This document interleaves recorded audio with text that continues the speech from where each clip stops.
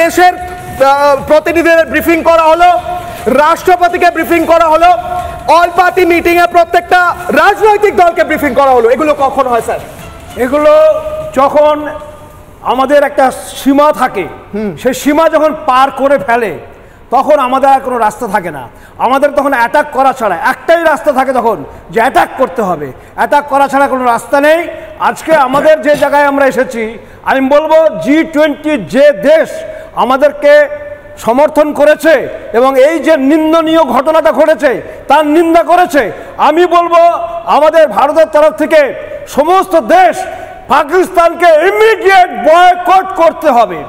Boycott করা ছাড়া কোনো রাস্তা নেই, ইমিডিয়েট বয়কট করতে হবে। এবং আমাদের ভারতীয় যে সামরিক বাহিনী, আমি অলরেডি দেখলাম আমাদের সেনাপ্রধান উনি অলরেডি পৌঁছে গেছেন কাশ্মীরে।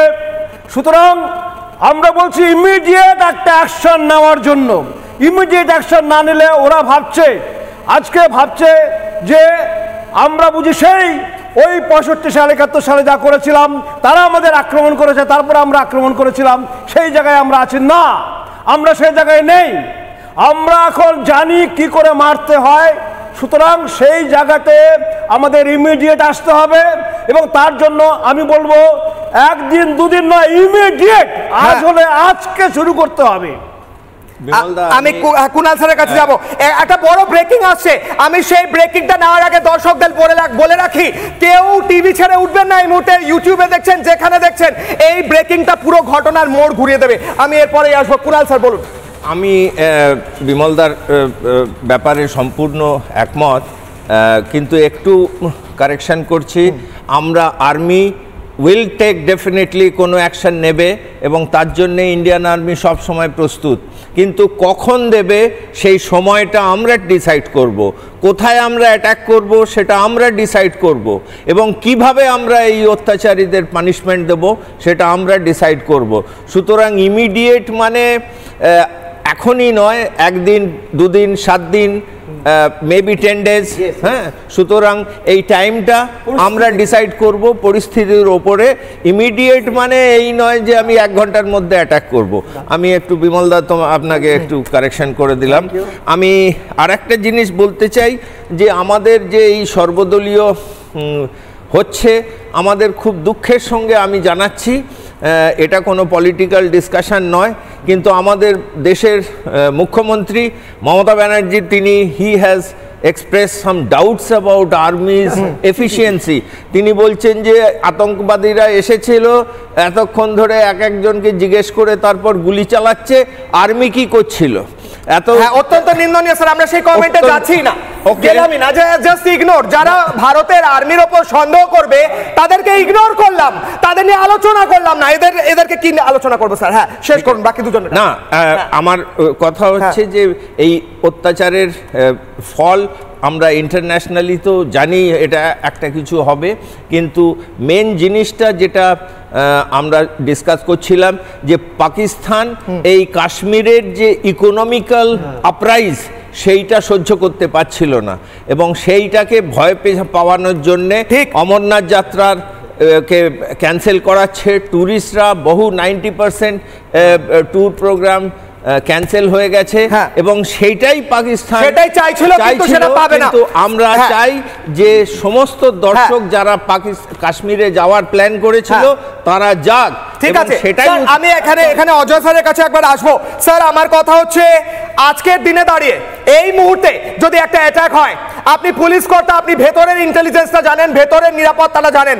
আমাদের এই পশ্চিমবঙ্গ হোক কিংবা গোটা দেশের মানুষ এক হবে কিনা, গোটা দেশে পুলিশ সিস্টেমের যথেষ্ট ব্যবস্থা আছে কিনা যে কোনো মুহূর্তে যুদ্ধ হলে গোটা দেশের যে আইনি ব্যবস্থা সেটা মেনটেন হবে কিনা, স্যার বলুন। পুলিশ ডিপার্টমেন্ট এবং আমাদের যে আর্মি আছে, ইন্ডিয়ান আর্মি ছাড়াও আমাদের ভারতবর্ষের 140 কোটি আজকে জনসংখ্যা, 140 কোটি জনগণে আজকে ভারতবর্ষের সরকারের সঙ্গে আজকে হাত মিলিয়ে তারা পাকিস্তানের বিরুদ্ধে লড়বে। যেটা করতে হবে সেটা হচ্ছে যে জঙ্গি গোষ্ঠী, এই লস্করি তাইবা বলুন, জৈশ ই মোহাম্মদ বলুন, এই যে তাদের যে মাথা, এই মাথাকে আগে শেষ করতে হবে। দেখুন, আমি বলছি আমাদের চাকরি জীবনে একটা জিনিস, আজকে অনেক আন্দোলন দেখেছি অনেক বিভিন্ন রাজনৈতিক দলে। আমরা কি করতাম, প্রথমে টার্গেট থাকতো আমাদের যে লিডার, যে লিডারকে ধরে আজকে অ্যারেস্ট করে দাও, তার পুরো আন্দোলন শেষ। লিডারকে ধরে আমার কাছে একটা ব্রেকিং আছে, আমি মুখে বলবো।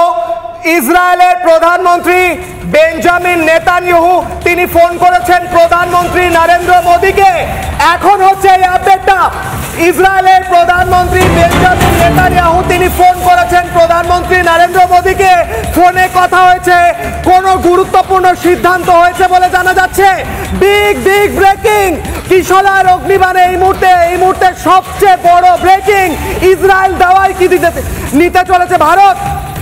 এই মুহূর্তে একদিকে ছবি দেখাচ্ছি, জয়শঙ্করের সঙ্গে দেখা হয়েছে জেমস প্লটনারের, আর অন্যদিকে ব্রেকিংটা নিচ্ছি যেখানে জানা যাচ্ছে এই মুহূর্তে জানা যাচ্ছে কিভাবে কথা হয়েছে প্রধানমন্ত্রী নরেন্দ্র মোদীর সঙ্গে। আর এই মুহূর্তে যে ছবিটা দেখাচ্ছি, German chancellor James Plotner, foreign আর security policy adviser German chancellor James প্লটনারের সঙ্গে এস জয়শঙ্কর বৈঠক করেছে, অর্থাৎ জার্মানিকে জানানো হয়েছে। অন্যদিকে বেঞ্জামিন নেতানিয়াহুর সঙ্গে প্রধানমন্ত্রীর কথা, যে কোনো মুহূর্তে বড় কোনো সিদ্ধান্ত। ফিরবো, আমার সময় একদম শেষ হয়ে গিয়েছে, কিন্তু এই যেখানে সময় শেষ হচ্ছে সেখানে দাঁড়িয়ে বলি, বিএসএফ জওয়ানকে তুলে নিয়ে যাওয়ার পর, অপহরণ করার পর পাকিস্তানের কফিনের শেষ পেরেক ঠোকা হয়ে গিয়েছে। বেঞ্জামিন নেতানিয়াহুর প্রধানমন্ত্রীকে ফোন হোক কিংবা গোটা বিশ্বের প্রত্যেকটা দেশকে ভারতের ব্রিফিং হোক, যে কোনো মুহূর্তে নেমে আসতে পারে মহাপ্রলয়। পাকিস্তান রেডি তো?